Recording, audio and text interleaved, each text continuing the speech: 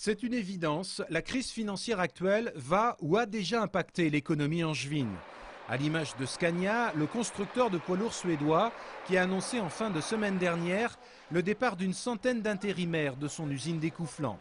Les 530 salariés en CDI vont quant à eux devoir s'adapter à de nouvelles cadences de production. De 54 camions sortant quotidiennement des chaînes de montage, il va en effet falloir passer à 46 véhicules d'ici la fin de cette année. Pour le syndicat CFDT, le plus représenté dans l'entreprise, les perspectives du marché à long terme posent clairement question. On n'a encore pas de vision, malheureusement, sur les carnets de commandes. On voit aujourd'hui des annulations de commandes, on voit aussi des clients qui sont un peu frileux, qui manquent de liquidité, et tout en sachant que le marché européen a baissé dans les carnets de commandes environ 50%. Du côté de la direction de Scania, qui n'a pas souhaité s'exprimer devant notre caméra, on précise néanmoins qu'il n'y a pas de mesure de chômage technique ou partiel. Mais le constructeur de poids lourds n'est pas le seul concerné par ces difficultés.